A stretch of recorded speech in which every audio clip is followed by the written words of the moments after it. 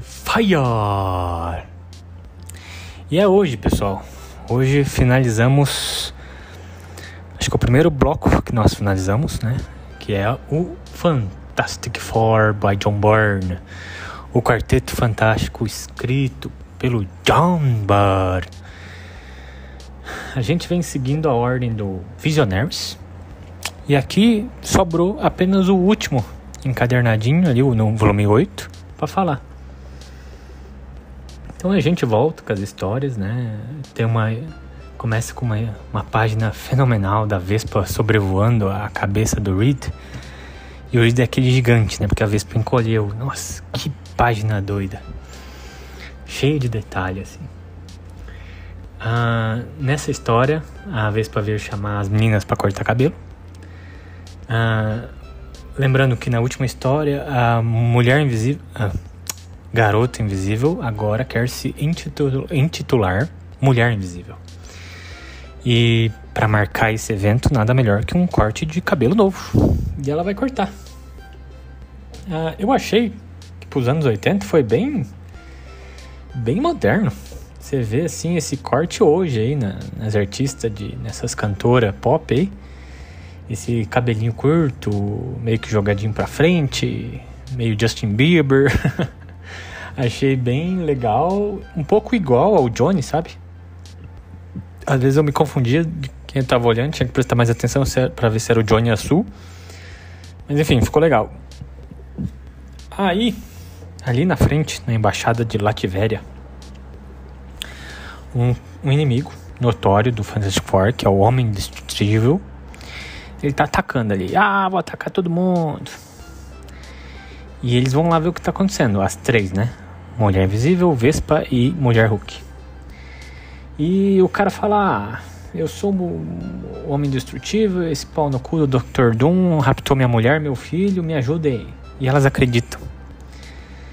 Porque, né? Se você for acreditar em alguém, acredita contra o Dr. Doom, né? O Dr. Destino. E realmente dá pra ver que ele tá lá dentro e tal.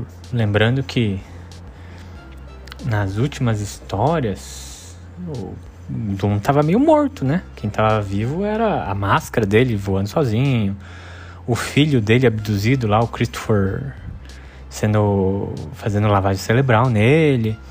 Então tinha tudo uma parada ali, mas o Doom não tava tão vivo assim.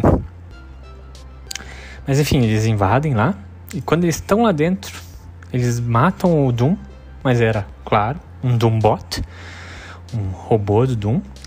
E quem se revela ser o Doom era o Homem Indestrutível. E a gente vê que naquele evento do Surfista Prateado com o T-Rex, o Doom jogou a mente dele direto na mente de um cara que estava ali do lado. E esse cara viveu como humano por um tempo e plotou a volta dele. Então ele meio que dá um stun ali nas três meninas, volta pro plano dele. O plano dele era invocar o Beyonder. Lembrando que nessa hora já passou Guerras Secretas 1, já passou Guerras Secretas 2. As duas deram ódio mortal no John Byrne, porque ele odeia esse tipo de inserção na história dele. Mas enfim, ele lidou da melhor maneira possível que ele conseguiu. E ainda trouxe o Beyonder para mais uma história. Porque o Doom, obviamente, queria o poder dele e tal. E queria sair do corpo desse humano e queria restaurar o corpo dele normal, né? Mas tava difícil. Tava muito difícil. E quem conseguiria era o Beyonder. Eles até conseguem. O Beyonder aparece. Só que tem uma coisa meio que nefasta acontecendo. Porque o Beyonder fala assim: quem que é você? O que você quer comigo? Sai fora. Aí o Reed Richards, quando já dominou até o Doom ali, ele fala: você não lembra desse cara? Pera aí, tem uma coisa errada. Você trouxe esse cara no meio da Guerra Secreta, enquanto ele estava morto. Você trouxe o Dr. Doom e esse cara te venceu. Como é que você não lembra desse evento? Né? Seria impossível o cara não lembrar do cara que derrotou ele. Aí o Beyonder fala: ué, mano, não sei o que está acontecendo também. Aí meio que eles sacam que o Beyonder leu as mentes e trouxe um Dr. Doom do futuro, que estava presente na Guerra Secretas, na primeira. Aí o Reed Richards falou assim, ó, macho, restaura aí o Doom, porque a cagada que você fez lá de trazer ele pro Guerras Secretas do futuro vai dar um reverb no tempo. Isso é perigoso demais. Então é melhor você restaurar o Doom mesmo, senão vai foder muitas linhas paralelas. O Beyonder, sabendo de tudo, né, o onisciente, fala, é mesmo. Então, ele fez isso e sai fora. A gente não vê o Doom de fato revivendo, a gente vê meio que uma luz translúcida aparecendo em formato de Doom, assim, mas não fica claro se o Doom voltou ali, voltou lá para depois. E não importa, porque esse plot não é o John Byrne que vai finalizar. Depois, né, mais um exemplo aí que a lógica de Reed Richards sempre vence. Vence até o Beyonder. Só no Lero. Depois tem mais uma aventura ali com o Blaster. Esse cara eu acho que eu lembro lá de uma aventura do X-Men, algumas do Fantastic Four, mas whatever, é um cara da Zona Negativa. Ele tem um pequeno exército e ele prendeu a Nihilus. Nessa treta ali no espaço de Zona Negativa, o Quarteto Fantástico meio que impede ele, mas o Reed Richards faz um sacrifício para deter os dois de uma vez. E parece que ele morreu. Olha só, nem eu consigo me evitar, né? Parece que morreu. Ele morre e você fala, tá bom, eu sei. Mas enfim, tanto que a Sue chora a perda do seu marido, e quando eles estão voltando para a Terra, eles desembocam numa Nova York de 1936, no passado. É muito estranho, essa edição é muito boa porque o passado e o futuro alternam. De repente eles estão andando em 1936 e de repente voltou para 1984. Eu não sei as datas certas específicas, mas é por aí, tá? 34 para 84, vamos dizer.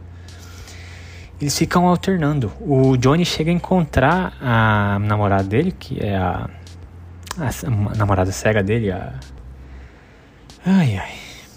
esqueci o nome da namorada cega. Mas ele encontra ela, dá um beijo e depois troca. Volta para 1936. Então fica muito louco, assim, eles não sabem para onde ir. Mas quando o Nick Fury, que estava junto, se toca que isso está acontecendo, ele fala, tá aqui a chance de eu fazer uma coisa boa. Ele viaja até a Alemanha porque ele queria assassinar o Hitler. Então o Quarteto Fantástico, sabendo de todas as coisas horríveis que pode acontecer quando você altera o passado, vai lá e tenta impedir que ele mate Hitler. A velha discussão, né? Matar o Hitler jovem. E cara, ele realmente encontra o Hitler, tem um embate ali, eles impedem, né? Convence aparentemente o cara de não matar o Hitler tá ali no meio. Kraut, Skulking, Cariol, né? Bababá. E cara, a última cena é o Fury dando um tiro no filho da puta. E fala, isso vai evitar de milhões de mortes. Tá, tira e pum, eles acordam. E lá está o Reed Richards.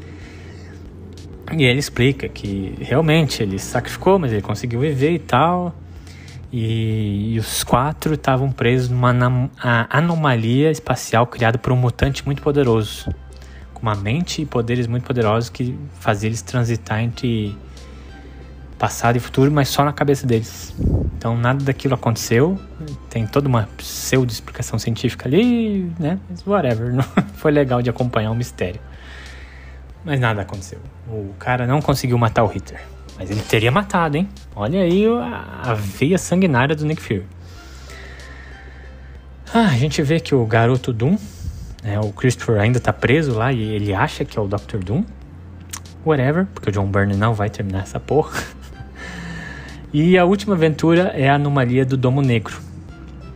Lá naquela cidade onde o Quarteto Fantástico planejou fazer a sua vida mundana, Central City, aparece um domo negro que encobriu tudo e está expandindo.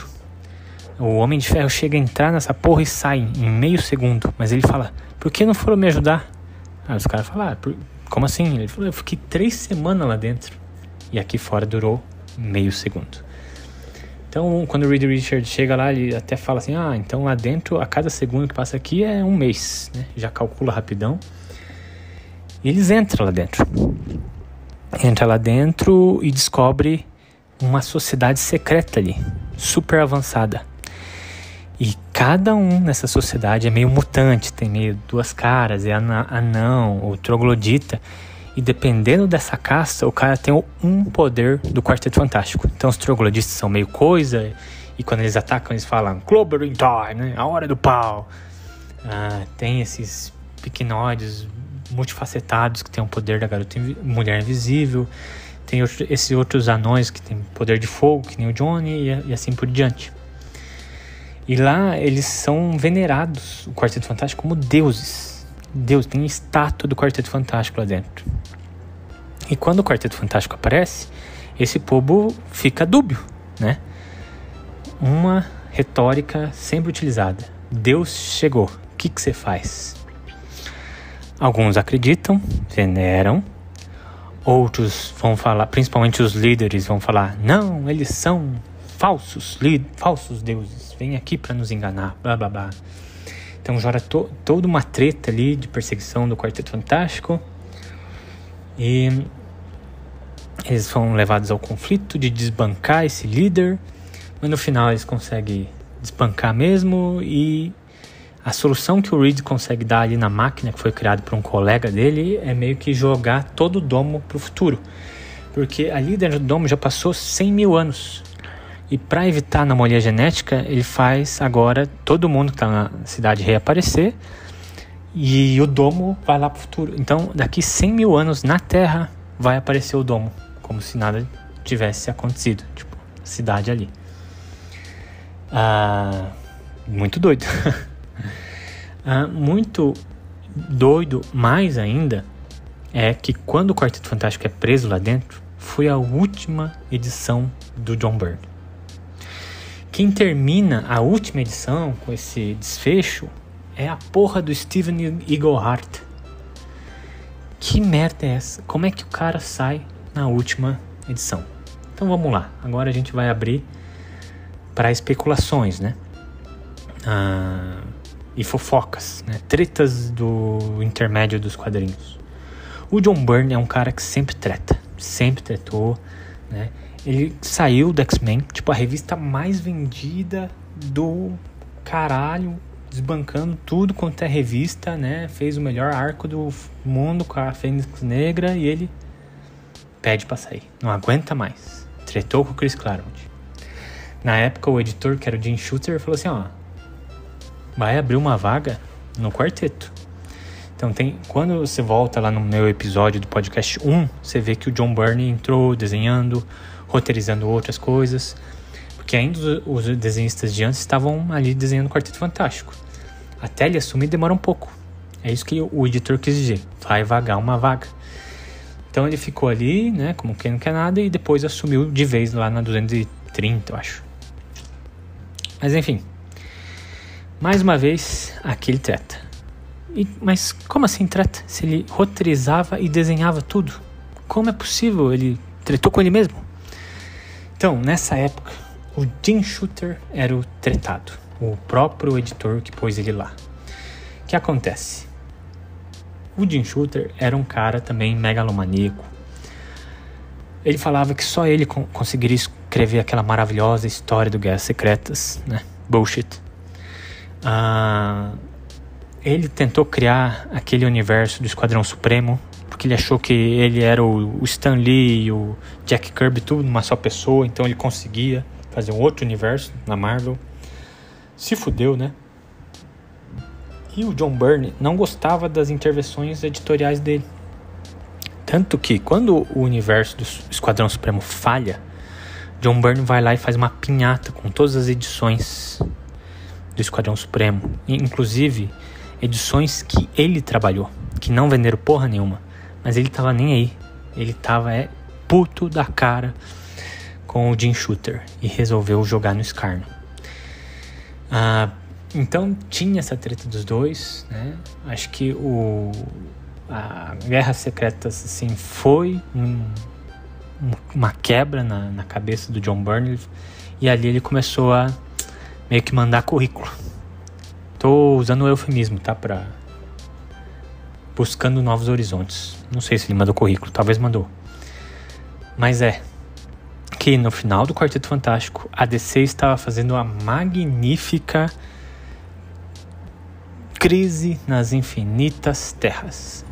Então eles juntaram um monte de uma galera muito boa para falar assim, agora a gente vai começar do zero e a gente vai fazer direito. Vamos fazer tudo foda pra caralho. Então, se não me engano, o O'Neill tava no Batman, o George Pérez estava na Mulher Maravilha, e para fazer o Superman chamaram um John Byrne. Diz as mazelas, né, que era um cheque de $1 milhão que ele aceitou de boa, né? Eu não tenho certeza de tudo que eu falei, mas o John Byrne no Superman eu tenho certeza absoluta. Por isso que tem essa quebra apressadíssima da saída dele do Quarteto Fantástico. E a raiva do John Byrne é tão grande que ele nem se importa em acabar com os plots que ele foi jogando, né? Tanto que depois que ele sai, as coisas desandam tanto. Tipo, acho que não foi o Shooter, mas se foi o Shooter pode ser que falou que daí a namorada cega do Johnny era uma Skrull. Então nunca teve esse namoro, nunca teve aquele embate real com coisa, sabe? Tem tanta merda que vem depois, assim, de um run de Quarteto Fantástico tão legal e tão bacana de acompanhar. O meu saldo vale a pena. Não é uma coisa fodástica que nem foi Fênix Negra. É uma coisa assim super bacana de se acompanhar de boazinhas quando você tá ali querendo se divertir. Tanto que foi assim que eu levei esse podcast, lendo devagar, lendo quando dava na telha, assim, vou ler Quarteto Fantástico aqui nesse cocôzinho, tô deitado aqui no sofá, vou ler esse Quarteto Fantástico bem de boa. Ele não é um run que te hypa até o final, assim, que nem foi X-Men, né?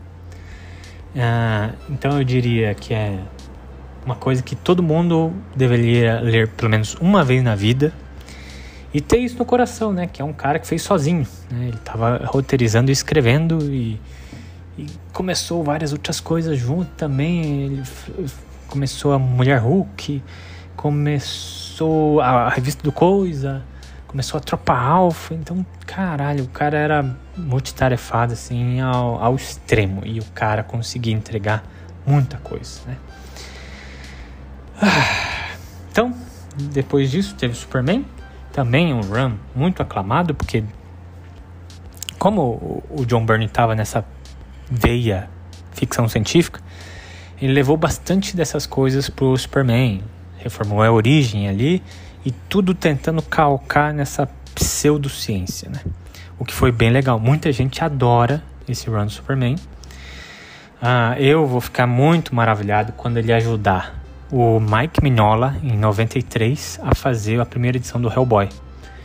Por quê? Mignola é um desenhista do cacete. Artista do caralho. Só que ele nunca foi roteirista. Na verdade, ele começou como colorista. Aí, eles estavam lá na Dark Horse, os dois trabalhando junto na época. O Mike Mignola fala assim: John Byrne, meu amigo, te pago uma cerveja se você me ajudar a roteirizar minha nova revista aqui na casa. E eu te deixo ainda colocar uns heróis teu, né? Então acontece isso, John Byrne ajuda a escrever a primeira edição de Sementes da Destruição e coloca lá o Tocha da Liberdade na edição, que tá lá eternamente pra lá, né? Que quem criou o Hellboy é John Byrne com Mike Mignola, né? Mas isso só dura a primeira edição, a primeira minissérie, no caso.